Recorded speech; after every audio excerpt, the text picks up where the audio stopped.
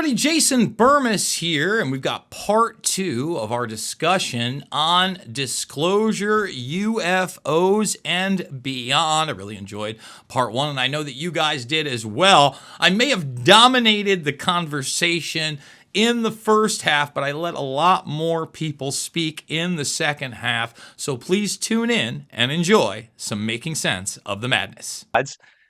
So yeah, that's a thing. That's yeah. I'm just thinking of energy, manipulation and radio frequencies and stuff. And, going back to Alex, Walter Bosley actually wrote a book all about exactly what you just asked. And it's funny because it fits right into the time period Matt is describing, the Empire of the Wheel, which describes a cult of people in California in the early 19th or early 20th century. 1910s, around there. And Aleister Crowley just so happens to be floating through the area as well. And I'm surprised Matt hasn't brought this up yet, but we all know the lamb drawing, which Crowley professed to have made some sort of contact with. Who knows if it was when he was off, buggering his friend in the desert, or in the pyramid where he was abusing his wife. I don't know, but he communicated with this alien, and Chris Knowles, to bring him back up again, one of the points he was making in a recent podcast I was listening to was that the bodies, the biological entities, they were never really described as living beings that were recovered at Roswell, because they weren't living beings. They were some sort of homunculus, some sort of golem, this occult ritual that underpins, what these beings are. And again, I think, Graham, one of the things that my takeaway is, like, there's a little bit of a disagreement here. I kind of agree with both sides in the sense that there is the supernatural, there is the mysticism, but the forces that be are manipulating, like a middleman, our ability to interact with these forces. And I think trying to mimic them and use that against us. And one of the ways that they might be able to mimic these other entities is by creating a body for these entities to possess, and then, mess around in our dimension. It goes back to the whole fallen angels concept, and how all these ancient gods gave man technology, and then, lo and behold, 2000 however many years later, we're here, birthing the AI alien consciousness with our technology that's wrapping its tentacles around the planet. So I think all of it is ritual and occult, and the more they can sort of throw it in your face in this Discordian way to make you question it and make you say, no, it's too good to be true, the better their plan works. And I think the way they do that, and someone already made this point in this conversation, is through fiction and sci-fi. And I think, Bermas, you said you collect some memorabilia from the space age because it's just, it's kind of hacky at this point. But, we look at that stuff and we're like, how cheesy. We can't even scratch the surface. The latest Katy Perry and Bezos, that whole space launch, they barely scratched the surface of the thermosphere. And they're talking about, oh, we're going into space. It's all ritualistic. It's all to move human consciousness away from a certain direction that's inevitable, because they want to continue to have this control over us. I think it's inevitable that we're going to be free from that, and that's why they want to entrain us now to be conditioned to think anything otherworldly poses a threat. And I'm not saying that, oh, well, the Space Brothers are going to rescue us from big bad Big Brother here on the planet, but I do think that we as human beings have a spiritual capacity that goes beyond just our own consciousness. And if we can get in touch with that other world, we can use those forces to make a positive change in our reality, which is what the forces that be never want, right? They never want us to excel towards a egalitarian or altruistic end. So that's kind of my stance on aliens. I think we all kind of agree in a way, like Sam likes to say, we're sort of screaming in agreement in some ways. Matt, what can I read about the Theosophy and those lodges and the murders? Because Oh, it's the exact opposite of what I read in their materials. It's pretty much. I just wrote a book, Oh yeah, volume 3 of my Revenge of the Mystery Cults okay, on Edgar Poe's Final Mystery and Other Tales of Ratiocination. yeah, yeah, So I've got the last 7 chapters in there are on Jack the Ripper murders and the esoteric section of the Theosophists, and also Blavatsky's relationship with Mazzini and Garibaldi, who is Mazzini's agent running these sort of proto-global color revolutions, and who unified the Memphis and Misraim lodges in 1880. That Blavatsky became, and she talks about it, an initiate into the Memphis Misraim.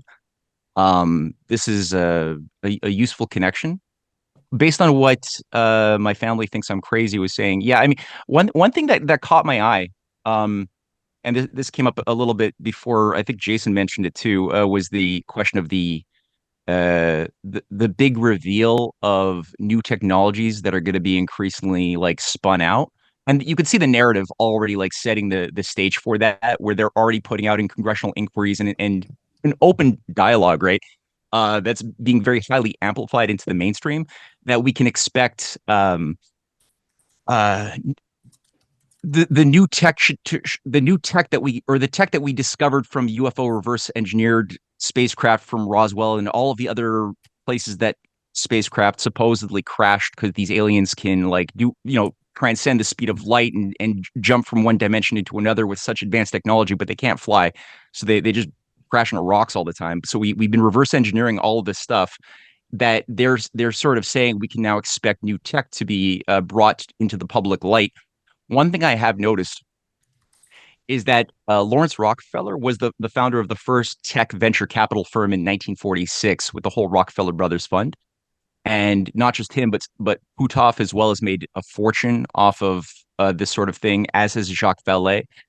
One thing that I've sort of been picking up on is that there's been an approach where the oligarchy, they like stasis and they like control, right? I think we all agree the oligarchy loves control. They like predictability in their victims. They don't like people getting too unwieldy with new discoveries. So they like monopolizing the discoveries and resources that are currently in play at any given moment. They would prefer not to have too much unknowns into the formula. So new creative discoveries about like the laws of the universe are pretty disruptive and not pleasant for oligarchs that are obsessed with stasis and control.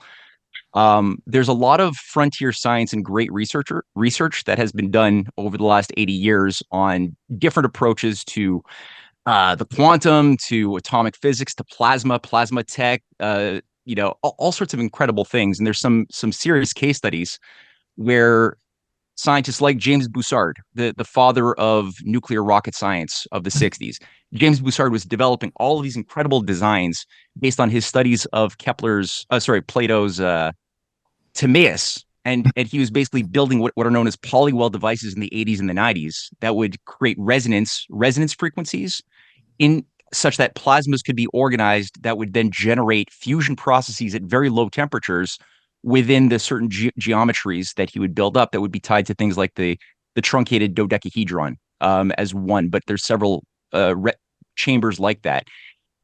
Costs money though, so he got money at a certain point from Lockheed Martin, the U.S. Navy, and he thought he was in a great spot, and at a certain point, he's making prototype after prototype. They're getting better and better, and by 2007, you can go on Wikipedia and they describe this. He starts breaking the laws of known physics.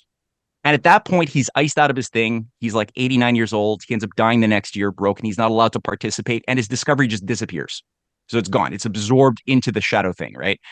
There's a friend of mine who's actually been doing some amazing work on another approach to Christian Birkeland's approach to plasma physics too, and the electric universe stuff. Now, he was making some incredible breakthroughs with a team in Canada, and they started getting money from a grouping that was affiliated with Harold Puthoff.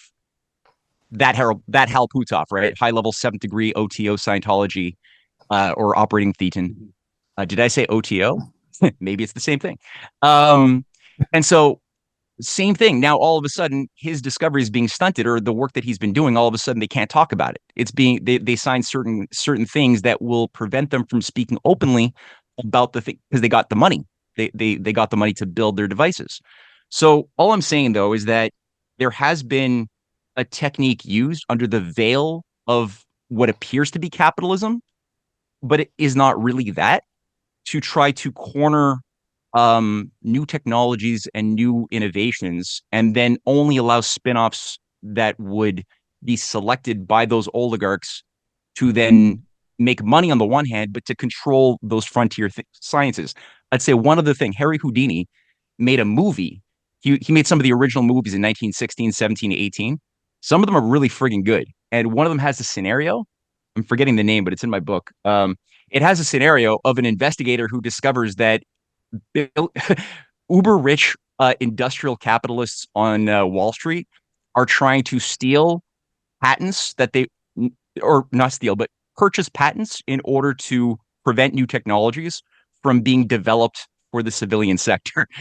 What a crazy sci-fi out of the box story that is. No, he's exposing all this stuff, and he's doing this in battle with Aleister Crowley, who's also doing the exact same thing, making movies for a very different reason in New York at the same time as Houdini. Yeah. And there's a massive fight over the culture going on. So it's, yeah. Have you gotten into nukes aren't real yet, Matt? I'm on the fence. I think I they're know real. you are. Okay. I think it's real. All right. Let's make sure we get Weezy in here too, because he's been sitting patiently on the sideline along with Tease and Logan. Let's jump in. I'm What do you learning think about now. all this, Weezy? You've been working on this stuff for a while. Well, when I was a kid, I wanted to believe, like the X-Files. And then as soon as the government started talking about disclosure and started getting involved, I think I'm out. Yeah, I'm just a huge skeptic when it comes to these things. I will say a couple of months ago, I saw my first UFO as a non-believer, and it scared the shit out of me. I'm out here in Florida. I was about an hour and a half inland from the beach. 5 a.m. in this new subdivision. I'm the only one out there. Left my phone in the truck, went and take a piss outside, and I just started gazing at the sky. And I had done a moon landing show. I do these moon landing shows once a month on my channel with the Apollo detectives. And I saw a satellite traversing the sky. And I was just tracking it. I'm like, man, those sons of bitches ain't really that high. So I was just pondering, taking a piss, dick in hand and all. And then as I looked ahead of the satellite, as it was going across the sky at a steady little, slow pace, all of a sudden this other motherfucker comes up and starts jumping around the son of a bitch high up in the sky. And I'm like, I couldn't fathom what the fuck I was looking at. I was like, it's not a fucking asteroid. It's not a comet, shooting star, or nothing. It starts going around the satellite thing, and then it started descending super quick. I mean, it started like as a grain of sand, and then it got probably to the size of a quarter of the size of a pea. And it started descending, and it felt, I'm not saying this is what was happening, but it felt like that bitch was coming right towards where I was. So I started like, what the fuck? Do I go into the truck and grab my phone? But the way it was moving so fast, I felt if I would have gone to my truck to get my phone, by the time I come out, I'm going to miss all this shit. So I just kept looking at it. And then it started descending, like I said, and it felt like about the quarter size of a pea. And then the motherfucker just went whoop, straight the fuck up in 2 seconds or less. Disappeared. I'm like, I have no fucking clue what does that. Hops around in the sky, and then just boom, disappears. It didn't disappear in the sense, just like blink of an eye. I did see it head straight up, and then it just got so high up, I couldn't see it anymore. I don't know what the hell that was. Was it alien craft? Possibly. Or is it high-grade military equipment? That's also possible. It was right around the time when people were seeing drones and shit. It kind of coincided. So I don't know. To this day, I don't know. That was a few months back. I'm still up in the air. But like I said, man, when I hear the government talking about it openly and disclosure and this, I don't trust anything those fuckers say. So that kind of affects my judgment. And Good maybe I on went you, off mate. the rails just right now. Good on you, Weezy. Good for you, dude. Guilty until proven innocent. Tease, Just what do a you quick make of one, that? Matt. I appreciate your series, which I have watched in hand. I really appreciate your series. I think that's an angle that people look at is the occult angle. Again, I want to push back on something that a few people have said. I don't think the government is getting you to think about UFOs. That there is a faction of intelligence people that have bought themselves from journalists. They have also utilized people like Tom DeLonge with a lot of face, a lot of money. They have a long-standing history of trying to push this forward into the mainstream. Other factions have been resistant and didn't want aliens and UFOs in the mainstream, but they have broken through and they have managed it very cleverly. I mean, there was a lot of influencers and journalists who've admitted they were approached and told that there was information to be given to them. If you look at like Stephen Greenstreet, Brian Bender, some of these guys, they come out and said they realized they were being manipulated to bring out a controlled narrative from this group, right? Schellenberger, he got pushed into it. Weinstein, a lot of these guys were approached. They're admitting it now, right? So there was an organized thing to get these media people out there, influencers, Coulthard, a failed like kind of journalist whose career had gone off the rails. They knew what they were doing, and they've managed to time it at a time when the other factions are open to it because of the drone stuff and other things that are happening. There's no longer the resistance that these people have had for decades to get this out into the mainstream. And it is a lot to do with the Scientology. I mean, look, most of the guys, SRI, Scientologist guys like Matt was talking about, and if you look again, you've got a lot of the guys from the Rosicrucian movements are involved. These people, a lot of them believe that this is an occult topic. They're not just doing that as part of the brainwashing. A lot of them believe this. This is, if you go back to like say the Nine channels, we're getting a kind of a reboot. If you aren't familiar with the Nine channels, you had a collective of billionaires, intelligence people. You had the original brainwashers. They were all involved. You had Gene Roddenberry, the whole Star Trek thing coming out of it. The Nine. But this is rebooting because if you look now with what's happening with this story through News Nation, that you're getting this whole movement around the psionics and making contact. And they're going off, they're meeting billionaires in these retreats and they're contacting orbs. But the organization doing that is called the ENEA. The ENEA is the ENED. That's the Nine. That's the same shit. The same stuff is just recycled. So you've got a whole load of billionaires, journalists, intel people. It's the same thing. A lot of these people are even connected through each other back to the original stuff. So again, this isn't your government officially doing something.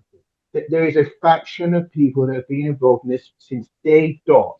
And it does connect in with the psychedelic legalization movement and the billionaires that are in that, because they want you opening your mind to what they think is contact with these intelligences, what they believe are their gods. There's some really weird stuff in it. It's not all about aliens and spaceships in the sky.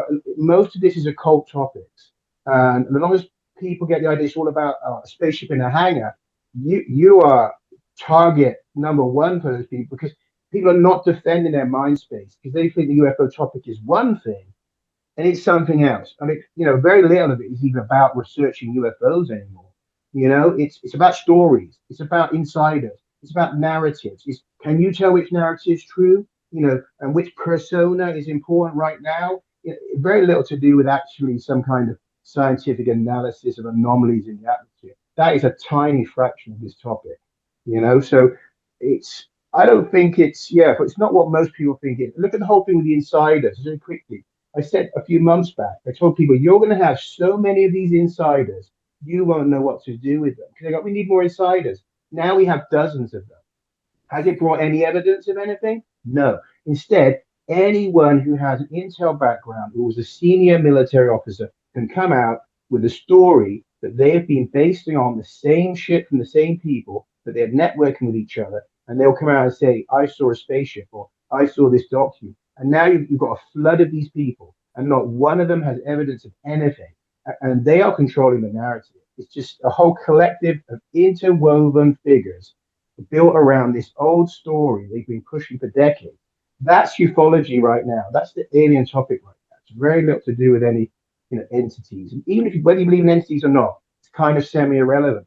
The first thing people should do is defend their mind space from these narratives, and then look into the other stuff separately, because this topic's not really about investigating UFOs anymore.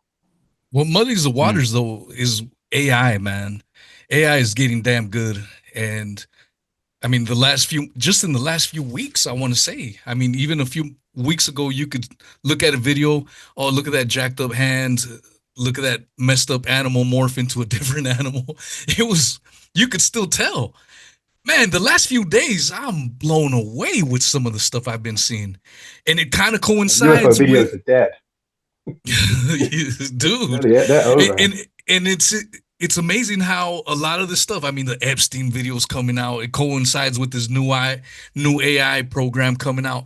It's made me start to take a second look at shit from 10, 20 years ago, because we know intelligence agencies and the military has had their hands on this stuff way longer than we're allowed to have it, and it's just coming out now. So, man, that muddies everything up. Yeah, Phoenix Lights, 97, everything now going back, and Bruce, you nailed it with this. The UFO video is dead. You're absolutely right. As if they were maybe ever real to begin with. Who knows how far back this shit goes, guys? You know what I mean? They've got, I know Logan in his work, he found Photoshop going on back in the late 1800s. So they've been doing photo manipulation for a long time. Talk about that, Logan, while we've got you here. Well, Welcome to the show. Thank you guys, and thank you, Brandon. This is yeah, a lot of y'all are why I do this now. So it's really cool to see all y'all on my computer. Really, excuse me. I wanted to remind y'all, which I'm sure y'all have heard, Frederick Engels' quote in 1878: "Weapons used have reached such a stage of perfection that further progress, which would have any revolutionizing influence, is no longer possible. Not only have new weapons been developed, but some of the basic concepts of geography and strategy have been fundamentally altered. Space and weather control have replaced the Suez and Gibraltar as key elements of strategy." That was in 1878. So, kind of tells you where we are today if they were saying that back in 1878, right? And with the whole UFO thing, I knew once Action Bronson was watching Ancient Aliens on the whatever that show was called. What was it called, Brandon? Do you remember? No. The rapper that would watch Ancient Aliens, and he would just sit there and smoke, Yeah. And I'm like, they had to double up on Ancient Aliens, they the the History Channel wasn't enough. They needed to put this guy in front of it too. And that's when I was like, okay, I mean, I was in the Gaia hole. I was paying that monthly fee on Gaia. I was listening to those stories about, triangle beings and stuff. And now I just kind of can laugh at it. But yeah, thank y'all for letting me be here. Yeah. Tease, what do you make of this? You do a really good job of reaching normies. UFOs are have always been, UFOs and Bigfoot are things that normies talk about before the deep state or before central banking. They don't even get to that. Your first sort of introduction, maybe it's through stories or maybe it's through movies, are typically, UFOs and everything's fine. And maybe there are space brothers and maybe they're coming to murder us. But how do you deal with this topic when it comes to speaking to normies? That's a great question. Man, I think of like the trajectory of the story that we're all on is kind of like built like a theme park, and conspiracy theorists got to see some of the stuff that was going to be coming up later from behind the scenes. And then as it's scrambled together in front of us and we observe those things that we got little kind of predictive programming glimpses of, we're like, oh, that's this or this is that.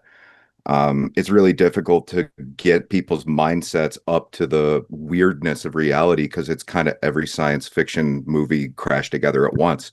And it's not until you go through the ride that it's even believable. So at a certain point, you can't even warn them. All you can really do is try and create a show good enough to show them something that garners their attention so they don't want to be on that ride anymore. A big part of what we were born into is a subjugating structure that gives us light shows, kind of like smoke and light, bread and circus. Some of the bread is real and circus is all around us. And the more in which we entertain that way of being, the less entertaining it's going to be until at a certain point, it's just kind of just like a cliff into the abyss. And that's what this all builds up to. At a very certain point, it isn't just like the fun dynamics of how they've been psychologically programming us. It's what it all amounts to, and that is the contemporary modality of warfare. They can't get away with things the way that they once were, which is baby boomer generation. You know, they're about to dip off, and so too is their conception of normalcy. What is normalcy that comes post baby boomer predictive programming model, a la the way in which Dune and that sort of thing has given us the Isaac Asimov kind of like Tesla template scripts for? We already know all of this. Everything I just said gave you a vivid kind of flicker in your own mind. That is them chipping you. That has already happened to mankind. So what the fuck does something that isn't built out of their building blocks look like? It actually involves taking a big old step back and returning to basics in life. And what that is understanding that whatever weird smoke and mirror show that they're about to throw at us, and it's going to be a big one, and it's going to be incredible, and it's going to take all of our focus and energy to try and differentiate and delineate and decipher the mess that is coming at humanity, because it's built to be that kind of chaos. That's war. What comes after that? What comes out of that? I look forward to seeing where that conversation goes, people, because it is an occult one, and it is a who knows where it ends one, and it's a merry-go-round that I don't want to be on. But I tell you, if we all take a big old step back together and learn not just what we've heard, but what we actually know, maybe we'll have a chance of putting that jigsaw together, and it'll be on this show. So thank you, everyone, for coming out today and for participating in a wonderful plethora of opinions about a very important conversation that is ongoing. And it's going to be interesting to see how it evolves into the next stretch of things. You get a Howard Dean tease. God, I love your face, dude. Fuck. Yeah. It feels, you know, it feels like we're watching a show too, because you feel like you have no say in it. Or you feel like you have no ability to get up and walk out of the theater and watch something else, you know? It's being kind of forced upon us by the worst people around, by the least trustworthy people around, you know? And you talked about Stephen Greer. Yeah, he makes a documentary. Okay, he makes a few of those. Great. What do you think of Stephen Greer? Oh, I don't know. My first question would be, where does he get his money? Oh, it comes from the Rockefeller family. All right, well, that's automatic disqualification in my book. Just automatic. And Hillary Clinton is tied to them as well, too. It's like, oh, maybe this is the good Rockefeller. No, he's no, they're not. There's no good Rockefellers. He's just the one you don't hear about as much. But he's deeply involved in UFOs and all of that. So it makes me very suspicious when I see the least trustworthy people in the world hovering around this topic, be it Hillary Clinton, Lawrence Rockefeller, or whoever. You know, I'm interested. I'm open-minded. I'm skeptical. But it goes back to my preference on the information being delivered to me by, I don't know, not Hillary Clinton and John Podesta. Just as a start, you know, I can't accept that. Say, Charlie, on the Rockefeller thing, just quickly to interrupt you a little bit. If you know the famous photo of the Rockefeller Ranch, you know, where you've got Greer and Bigelow, but the really interesting character is the last guy to the right. I think it's CW, I forgot his second name, but he's the intel guy. And he is the main person orchestrating it. With Rockefeller's money. This guy was so embedded into the ufology movement at the time that he is the actual architect. He was also in the paranormal conferences. He was everywhere. And he said, "There's an article. It's like, oh, the UFO guy you never heard of." Something like that. And this guy he's there smiling in the corner, but everyone else is a little puppet on his string. He's a very interesting character. I'll have to pull out the thing and send it to you. Is that the guy that matters? CB Scott Jones, or is that somebody else? Yeah, that's right, CB Scott Jones. And so he's standing on the end there. He was getting the money from Rockefeller to help orchestrate a heck of a lot in the UFO and paranormal communities for the Air Force and for the intelligence community. Really crazy stuff. But he's the guy you don't get much about because, of course, he's the one sneakily doing all the actual work for Rockefeller, you know, with the money. So, and with all the other people there, of course, great influencers, some of the top names of their time, all standing there, all getting the money, you know, all being influenced by him. You know, he's crazy. Oh, sorry, I was going to say the other thing about Greer. The only thing I'll give Greer credit for is that he pushed back on Elizondo and all that stuff. Other than that, I wouldn't give him much credit. But I will say at least he did push back on the whole PTSA Elizondo a bit. But then is that so he can come back now? It seems like he's getting brought back in from the cold, where suddenly through the whole psionics thing, they brought Greer back in. And now it's like they're all somehow okay together. You know what I mean? So that was probably a setup anyway. It's sort of a fake opposition who now suddenly they're all unified through the psionics. So Can I ask, if you're Lawrence Rockefeller, you've got all of this money and you're at the end of your life, what does success look like for him? What is a successful campaign? What does all this money and influence buy him at the tail end? If he was investing in this narrative, what's the end goal? Is it to confuse people? Is it to keep people in a certain frame of mind where their thoughts are limited? Like, what's the point of it all? It's the legacy of the New World Order. And I mean, that's what David writes about in his own book. I think that quote by David, where he literally says, some people would accuse me and my family of going against the best interests of the United States to build a transnational organization, quote unquote, one world, if you will. If that is the charge, I stand guilty. And, again, he's an intelligence guy, but Nicholas Rockefeller was the guy that the man who did Freedom to Fascism, Aaron Russo, knew, and they became drinking buddies. And it was Nicholas Rockefeller that let him on the secret that the plan was to chip everybody and associate their currency with that chip. And if they ever screwed around, you just turn the chip off. And he laughed about it and haha. And he said, "You really want to do this to people?" He's like, "Yeah." He's like, "I'm worried about me and my family. I'm really not worried about everybody else." And I remember for a while people had dismissed that because they couldn't find Nicholas Rockefeller. Props to Aaron Dykes, TruthStream Media. I remember when he tracked him down, he's like, Nicholas Rock, and this was after Aaron Russo had died. Nicholas Rockefeller, legit dude. So look, I think there is nepotism. I think there are reasons that you have a Saudi royal family in 2025, a Buckingham Palace in 2025, and that in large part, as far as family dynasties goes, the Rockefellers are the last one. You've got social climbers that are in on it right now, like Peter Thiel, who we mentioned earlier, and the Alex Karp gang, and the Schmitz of the world, and the Sergey Brins. But they're Defense Department approved, baby. And they have been from the get-go. So, when the Rockefellers speak and invest in something, I pay attention. It'd be simple as Lush Harvest, too. I'm just thinking about what their end goal is from Charlie's original question. I think that's a big part of the equation as well. Well, this is a topic that I know we're going to have to cover over and over and over again. I'm glad you guys came out for this one. I want to make sure that everybody gets an opportunity to let everybody know where they are, what they're working on.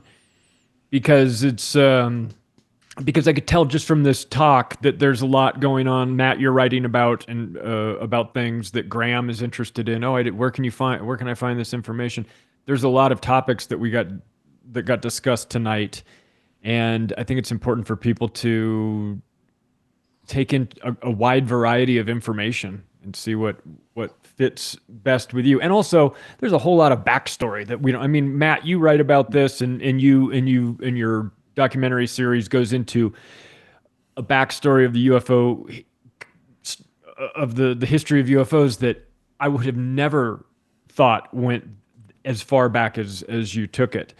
So there's always more to learn about this topic, and whether you're taking a piss and seeing a UFO like Weezy did, or you're reading about it and making documentaries. I mean, this is the reason why we do these shows, to get everybody to kind of bring their information to the table, and let's throw it out there and see what we think about it. Let's start with Matt, because I know I want to make sure you get a chance to tell everybody where they can get where they can check out your series. I've watched all 4 episodes of it. It is fantastic. It's from a story standpoint, it's great. if you watched it with the volume off and just looked at the visuals, it would be a 10 just by that. So, Matt, where can people find your documentary series, buy your books, and support your work? Oh, sweet. Thank you for those super nice words, Charlie. Well, that's true. Oh, well, yeah. So they can get the first 3 episodes of the Hidden Hand Behind UFOs are freely available. The episode 4 I put behind a paywall. It's like $5 on my Substack. And well, I guess the easiest way would be to find them on CanadianPatriot.org, or just send me an email and I'll send you links to them, including, well, yeah. So that's Canadian Patriot 1776 at tutanota.com. The books as well, the Hidden Hand Behind, no, sorry, the Revenge of the Mystery Cults. And like you said, this stuff goes kind of dark and it goes far back into the ancient civilization stuff. It goes into Swedenborg, the Rosicrucians, John Dee, the creation of the Mormons as another UFO cult that sort of seeded a lot of the other stuff that Aleister Crowley emulated and was inspired by. So that stuff is, those 3 books that I just put out are available also on my website. Same one that I just mentioned. And yeah, that's a lot right there. Oh, and I would just want to say one thing to Fenton Spectrum. I think the thing before we start like allowing our convictions to take a leap into judging like either one thing or another, I think taking an assessment of trying to understand as much as is understandable and available to reason about mapping out the terrain of these black magician, occult, Rosicrucian Satanists. Like really, not being unrigorous on this. Like I think we have to be if we don't know why the Scientologists are a direct black magician outgrowth of the OTO of Aleister Crowley's Agape Lodge, which Parsons and Hubbard were doing sex magic and stuff, trying to invoke the Antichrist in the desert. If we don't know and haven't taken the time to fully appreciate how that just got rebranded under the Scientology sort of front, then we didn't go far enough yet. And I think that just doing some of that mapping, that mind work before like circling back to the topic of UFOs, drugs, whatever our opinions are on these topics is important. Just reserve judgment on that, put it aside, review the Satanists as much as you can, then return back to these topics that we might have strong feelings about one way or the other at the moment, So I would just support that little thought that you shared there, Fenton. And please, Scientology, don't sue us. Thank you. Oh yeah. I got threatened. Anyway, yeah. Okay, yeah. You got to be careful. Yeah. They're awful. No, these guys do not miss a beat. Yeah, you got to be very careful with the words you use. Yeah, they're very litigious. It's a dangerous cult. Bruce Fenton, good to see you again, man. Tell everybody where they can find you, where they can support your outstanding work. Sure. Yeah, very quickly. So as I say again, I really enjoyed Matt's series. So again, I definitely recommend that to everyone. So Hidden Hand. But yeah, if people want to have a look for me, I'm on Twitter too much, so you can find me on there as current one, Genomics30, my handle on there. Amazon, a couple of books. Probably the most relevant one for this topic, the alien one, is Exogenesis Hybrid Humans.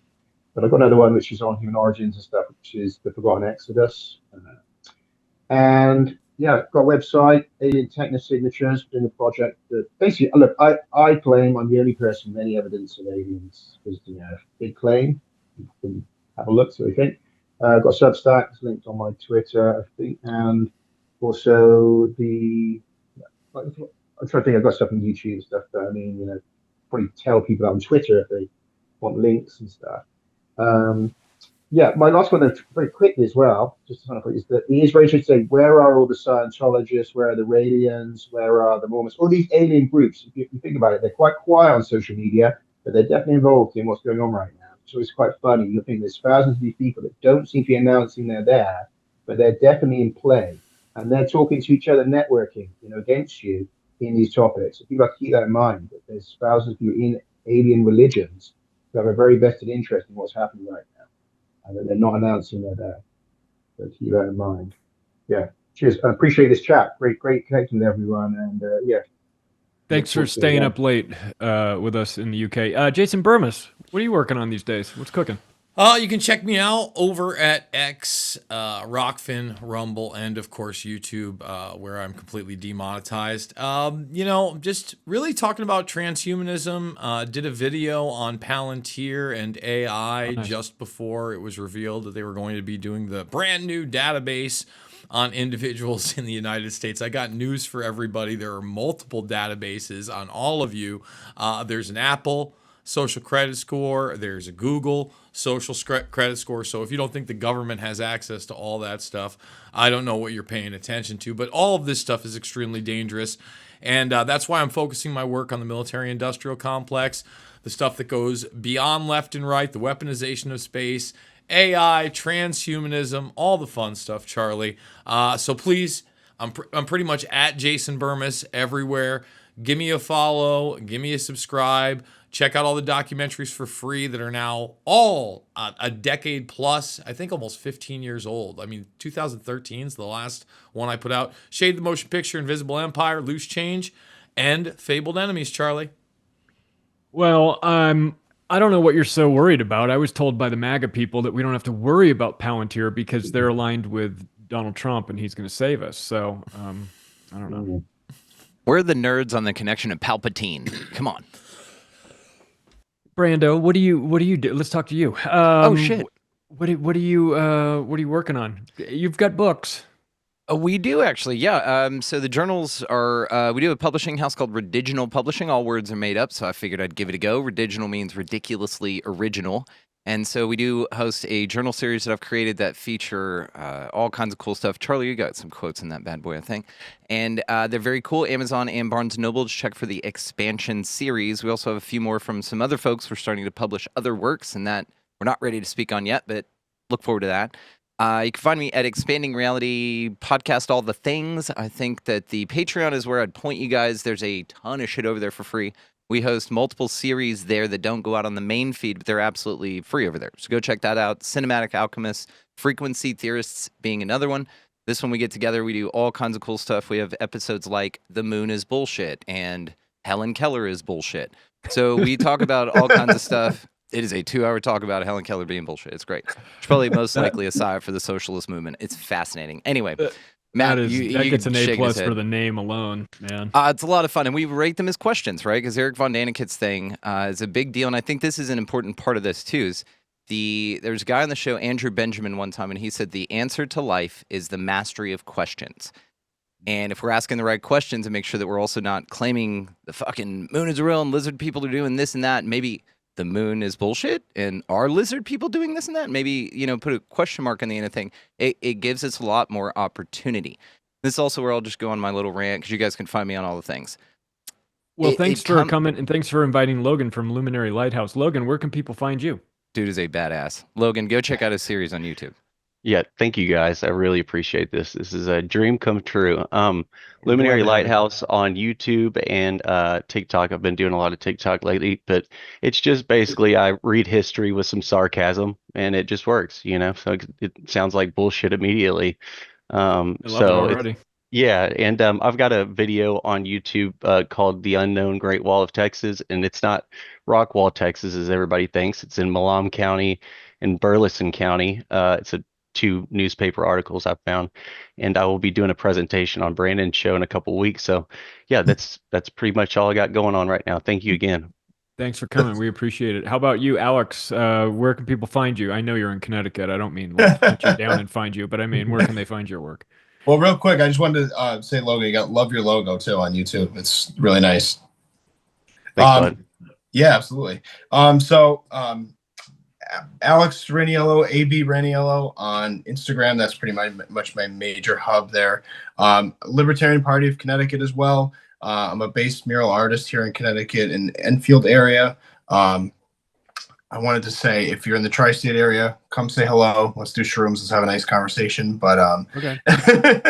But yeah, looking forward to hopefully seeing Ricky and Mark in August for Sam's next show coming up here. That'll be a lot of fun. We had a great time last year. So, and the other thing I wanted to say to anybody else, because we didn't have time to get to it, was I took up Charlie on his challenge to listen to Unchained Earth's conversation with Ether. I thought that would have been great appendage to this episode, but that'll be a conversation for another day. But anybody who's interested, definitely go check it out. It's well worth the time commitment. Yeah, that was weird, and that goes back to Brandon's point about what that guy said about asking the right questions. I think the people that are really taking AI to different levels have gotten skilled at asking the right questions, follow-up questions, maybe even berating or waterboarding your chat GPT a little bit into giving you actual answers and not taking no.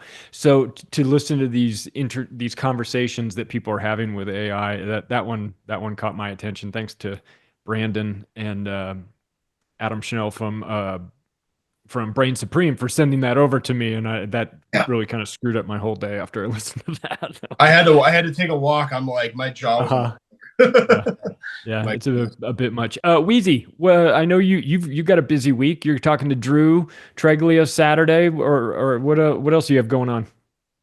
I actually had a fun one yesterday as well with ex-singer of UB40 who got kicked out of the band for refusing the jab. Interesting.